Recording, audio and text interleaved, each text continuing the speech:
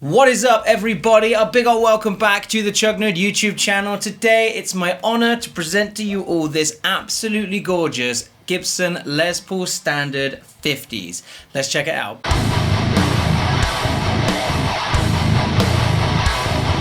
Alright, what is up, everybody? A massive welcome back to the channel. I hope you're doing fantastically well today. My name is DJ, and today I have the privilege of presenting to you all this absolutely beautiful Gibson Standard Les Paul 1950s guitar in this gorgeous tobacco burst. Now, before we jump into this video any further, the first thing I like to do is throw a demo track at you, at your eyes and at your ears, so you can see what this sounds like or hear what this sounds like in a full demo mix. I've tried to encompass as many different sounds as I can that this guitar makes, so let me know what you think of this demo. I had a lot of fun writing it. We're in drop D tuning, and any information about signal chain you can find down below in the description.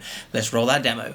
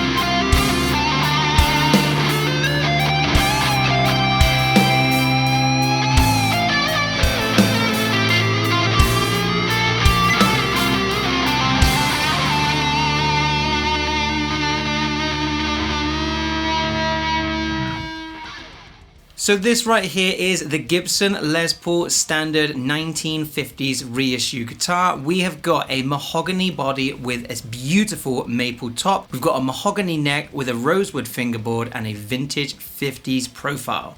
Our nut width is 1.69 inches and our radius is 12 inches with, of course, that standard 24.75 inch scale length from Gibson. Across the fretboard, we have 22 medium jumbo nickel frets. We have a Graphtec nut.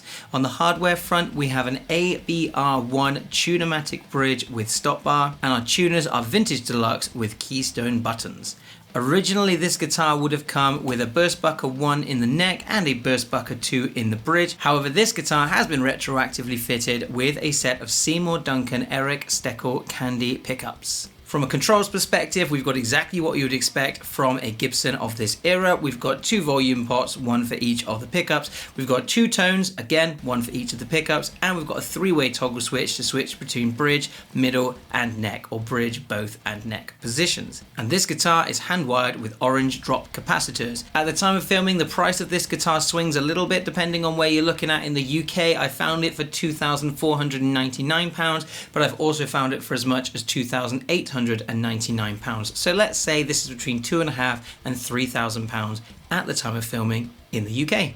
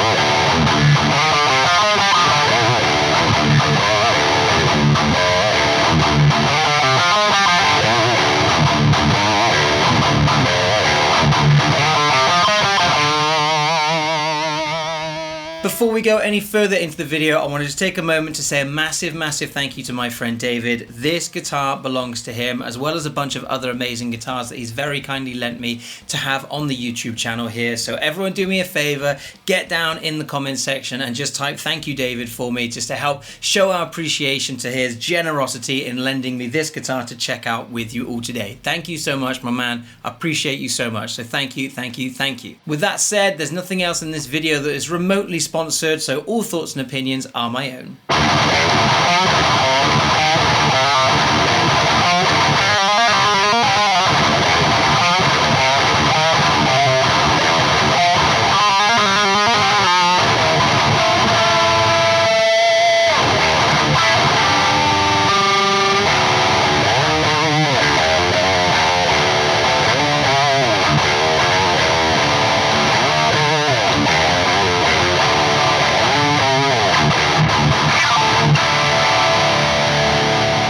So when we're checking out a guitar here on the Chug Nerd YouTube channel, I break things down into 4 segments, or 4 areas that we can look at. The first one, my favorite one, is the aesthetics, how the guitar looks, how it's kind of designed to look. The second is, of course, the sound and the noises that it can make. The third is the fit and finish, how it's presented, how it's built, the quality control, that kind of thing. And the fourth is going to be the general playability. We look at things like the neck dive, the balance, the body, the weight, things like that. If there's something that you're particularly looking to find out about this guitar, I've broken everything down into chapters down below, so you can skip ahead and skip back to your heart's desire. Also, I'll mention I am a metal guitarist, so a lot of the tones that you're going to hear in today's video are heavy rhythm tones. If that's not your bag and you're looking for some clean tones, then I've also put clean tones in those chapters as well. So if you want to hear some crispy clean tones, you can skip to that as well.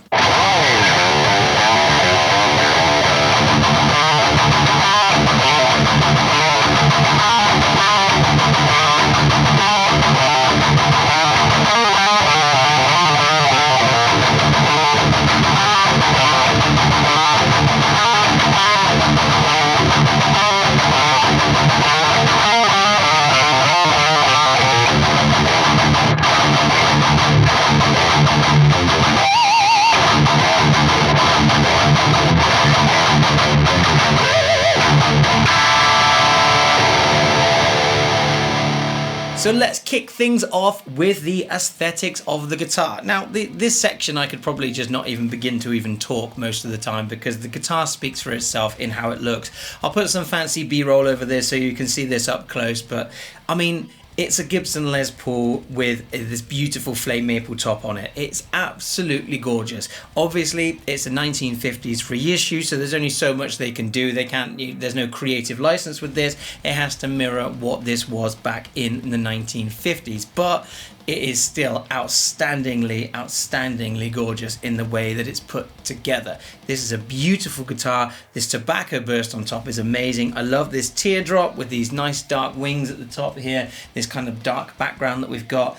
I mean, like I said, it's a Gibson. It looks about as pretty as a guitar can possibly look. This is a beautiful guitar with all period correct features. The headstock is gorgeous with these lovely tuners on the top here, the vintage tuners, they're great. Gibsons aren't massively my thing, so you kind of get in this review from the perspective of someone who's not super into Gibsons and isn't a super big Gibson fanboy. So if I make a mistake, if there's something I say that's not quite correct, do me a favor, get down in the comments section and really politely and really nicely correct me. I love to learn. Like I said, I'm not super into Gibsons. I'm into my ESPs and my Jacksons and my LTDs and stuff like that. So this is really out of the ballpark for me. This is really different for me. So yeah, like I said, if I make a mistake or you notice something's not wrong, help educate me. And let's all just be really nice, because, you know, it's just guitars at the end of the day. It's not that serious, guys. It's just guitars.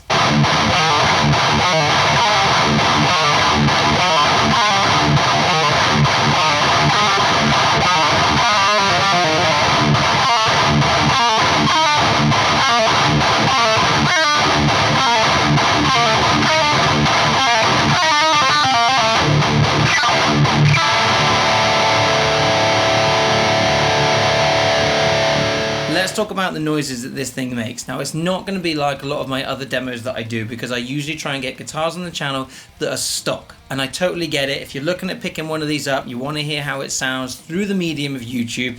You want to hear how it's going to sound delivered to you. However, it's not my guitar. I don't have the original pickups. There's absolutely nothing I can do about that fact that we have different pickups in this. So don't waste your finger strength. There's no point in typing down in the comments that, oh, you should have done this with the original pickups. Perhaps you're right, but I don't have the original pickups. I have these amazing Seymour, Duncan, Eric Steckel Candy pickups in this guitar. So let's talk about how they sound in the confines of this beautiful Gibson Les Paul Standard 50s guitar.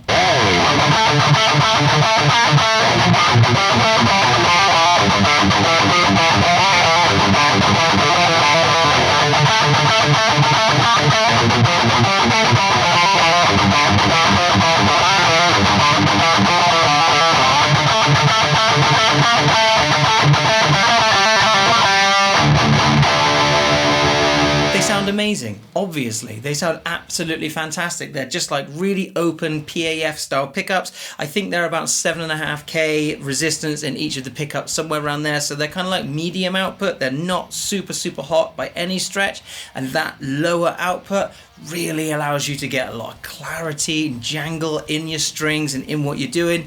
Is it ideal for metal? No, probably not, because we want something snappy. We want something really almost not compressed, but something higher output, certainly, so that we can really get digging into those punchy percussive notes that we tend to use in metal, or certainly like I do anyway. But are they not suitable for it? Absolutely not. They work really, really well. I think they sound amazing. They bring a different kind of flavor to what you're doing when you're playing metal on a very vintage instrument just like this.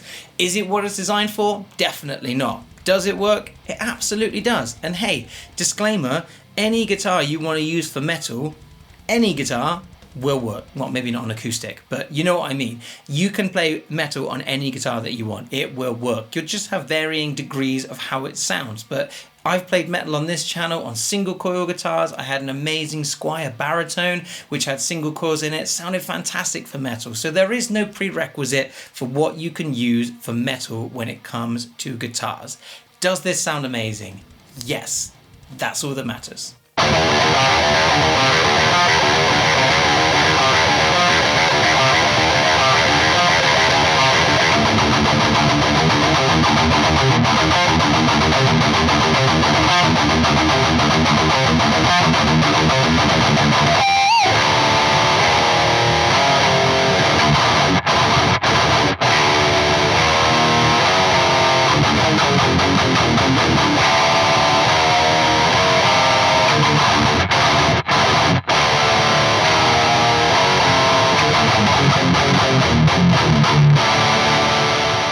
So far I've thrown loads and loads and loads of heavy rhythm tones at you through this guitar, but let's take a second to talk about cleans.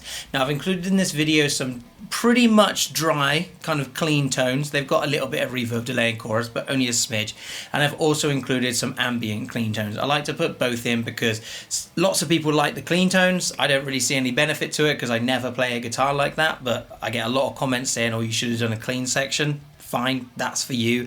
But I also include ambient clean tones because that's actually in the real world how I play clean guitar tones when I'm at home, when I'm writing, or when I'm playing in my band. My band is called Hollokin. We're a groovecore band. You should check us out. So you'll hear demonstrations of both of those different varieties of clean tones, and I have to say this thing sounds wonderful. Is it where it shines? No, we're going to come back to that in a second, so put a pin in it, but the clean tones on this are outstanding. Really glassy, really clear, really crisp, millions and millions and millions of miles of sustain. They just go on forever and ever, these pickups, and this guitar absolutely sounds incredible in a clean setting.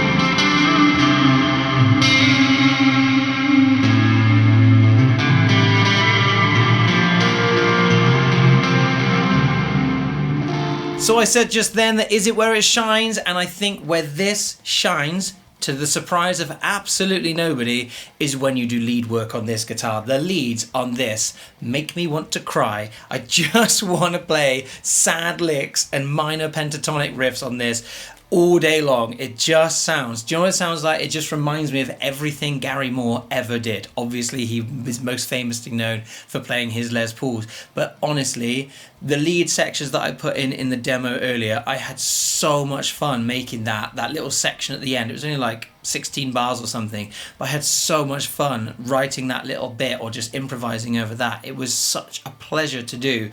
This thing is designed, built and made to just make you cry when you hear it in a lead, from a lead perspective. It's absolutely beautiful. The bridge is a little bit shrill, but I think up on the neck position, that's where the magic is. Again, to the surprise of nobody, it just sounds amazing when you do leads on this thing. It's so good.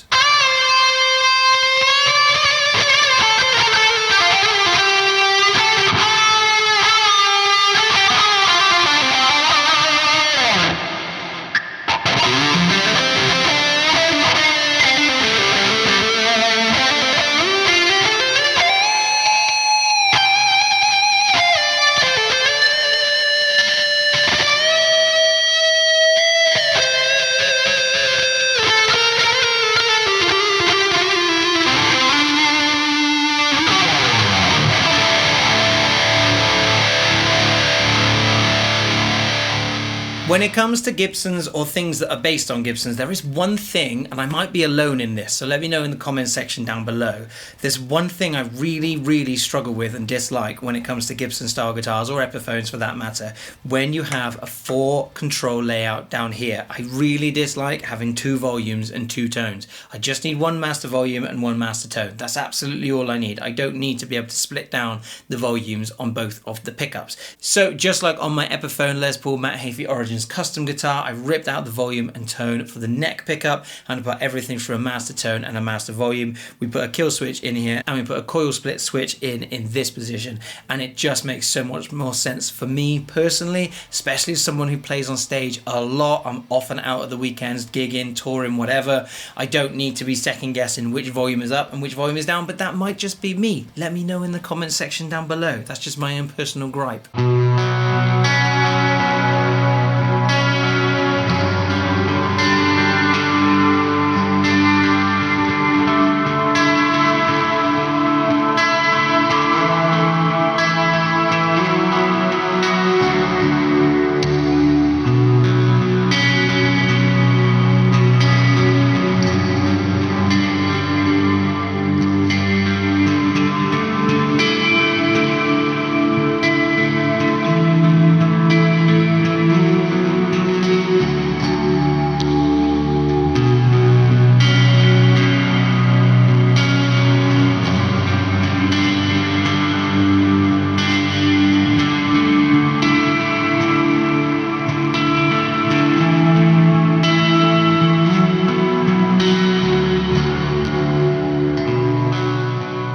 Alright, next up, let's talk about the fit and finish, although this is going to be a very brief chapter because I have absolutely no notes on the fit and finish of this guitar. There are no quality control issues at all. There's no blemishes, marks, dents, dings, gaps in binding, paint issues, nothing. It is absolutely flawless, as I would certainly expect from a guitar in this price point, or really any price point, but especially when you're paying this much money for a guitar, it should be pretty much completely perfect. And this, from a build perspective, is as close to perfect as it could possibly be. I have no issues, no notes, no comments. Well done, Gibson.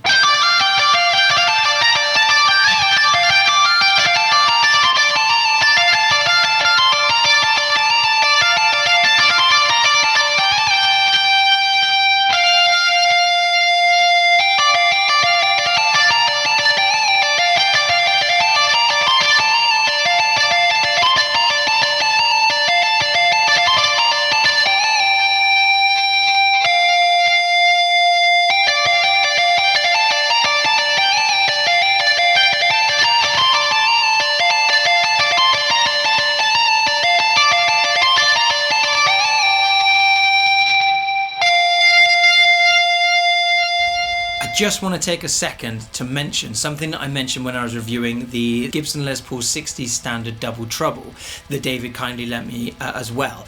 And in that video, I mentioned the case that you get with these guitars, and you get them with the guitars. You don't have to pay any extra. I mean, you're paying enough as it is, but that's another point for another time. The case that you get with these guitars is outstanding. It's such a nice case. I feel like if I had this guitar, I'd want to have the guitar out displayed somewhere so that the world could see it, but that I'd want to leave the case somewhere else that people could equally see it, like stand it up in my lounge or something, because the case is gorgeous. It's this beautiful brown leather with these lovely gold clasps and this beautifully soft, velvet, soft kind of red interior. This plush interior is absolutely gorgeous, and it comes with the guitar. I love it. It's so good, and I just wanted to mention it. So shout out to the case.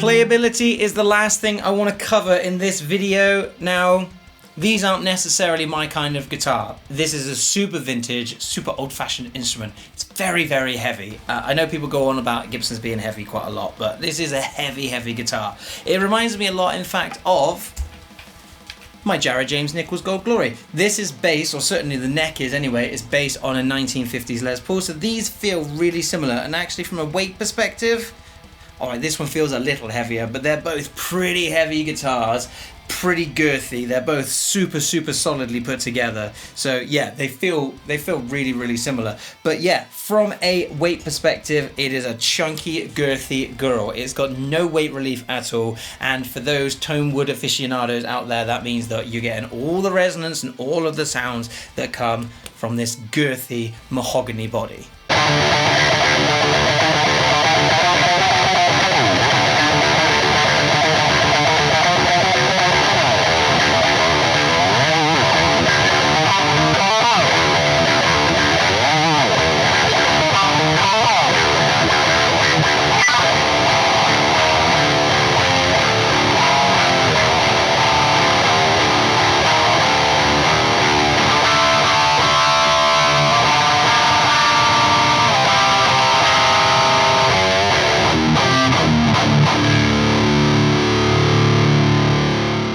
This is a vintage inspired instrument. You're not going to get any of those lovely modern appointments like heel cutaways.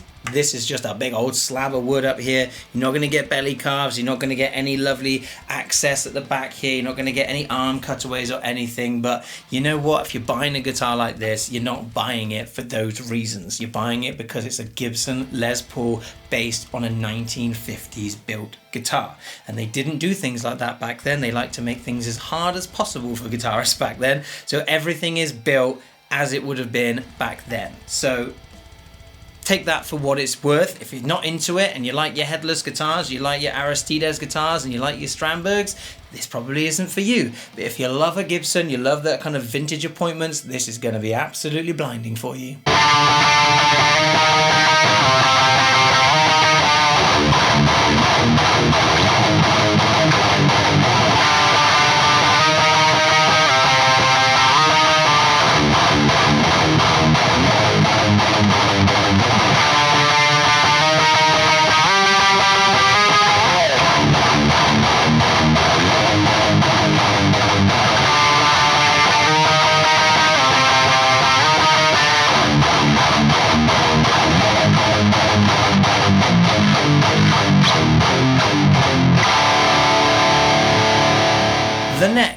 is massive. It is a big chunky slab of wood that you've got for a neck on this guitar. It's not, weirdly, it doesn't feel as thick as, well, maybe it does. Maybe it does. It is a big old slab of wood, the neck on this guitar, this 50s profile C neck that you've got on this. It's super comfortable to play with, honestly though. It's really, really comfortable to play. The neck, although it's massive, it feels right. If this had a thin neck, it would probably feel weird. It's a bit like on my Matt Heafy Origins Les Paul that I mentioned earlier. That has quite a thin modern profile based on a 70s Les Paul, and it works for me because it's a 7-string, so the neck is still quite big. But I think if you had a thin neck on this, on a 6-string, to me that would feel wrong, that would feel strange. So I expect it to be a chunky old neck, and it delivers on the chunkiness. The only thing I don't like, again, it's just a personal thing, and you probably know what I'm going to say here, that this gloss finish on the neck is not for me. I do not understand why any guitar would have a gloss neck, because it's just sticky, creates friction, it creates a barrier between you and your instrument. So yeah, even though this is a £3,000 guitar, if I bought this, I would sand that, because it would make it better to play for me. That's just who I am. And if that makes you mad, then so be it. But yeah, gloss necks, not for me. Period, correct or not, that will be coming off.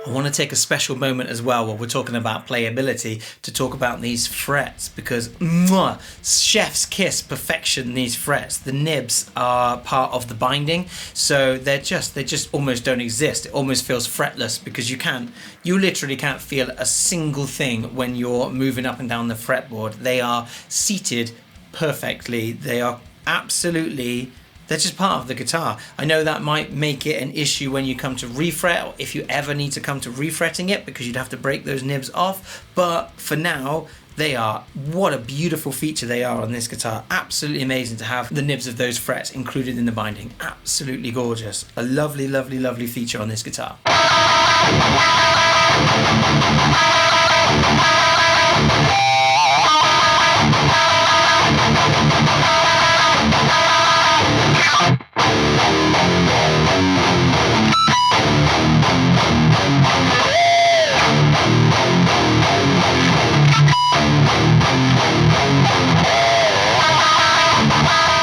Frets in general, to be honest, although they are teeny weeny vintage frets, which isn't usually my thing, they play beautifully, especially like I mentioned when it comes to leads. They are really, really, really smooth to play. It's a really enjoyable playing experience. Very, very, very cool guitar to play, especially for leads, but for rhythms as well.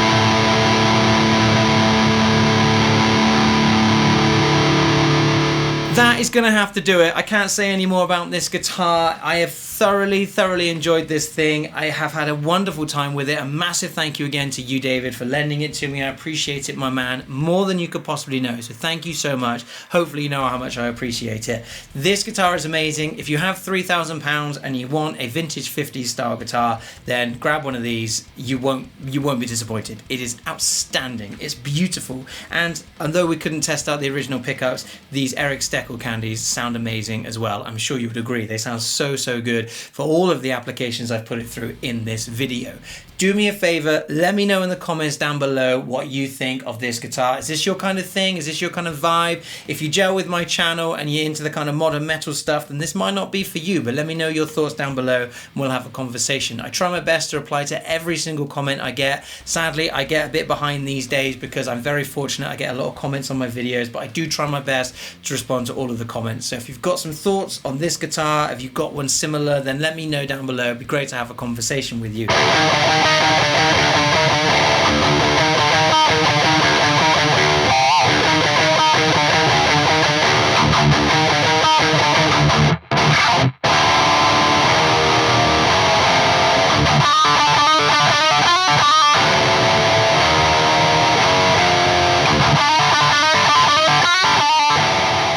If you've enjoyed this video in any way, found it useful, entertaining, educational, any of the above, it would be absolutely sick if you would consider hitting that subscribe button and joining me on this YouTube journey. I've just passed 2,200 subscribers. I'm incredibly proud of that. I'm having an amazing time here on YouTube, checking out guitars, checking out pickups, checking out plugins, and anything to do with this thing that I love so much, the electric guitar. So if you want to join me on this YouTube journey, then hit that subscribe button. It would mean the world to me to have you along for the journey. Drop a like, hit the hype button, leave a comment. All of that goes a tremendously long way and help me fight the YouTube algorithm as well and get my videos out to new eyes and new ears. All of that being said though, thank you so much for joining me for the video today, everybody. I appreciate you more than you could possibly know. It means the world to me that you chose to spend your time with me here today. So thank you so much for being here. Hopefully I will catch up with you in another video very soon. Take really good care until then. In a bit.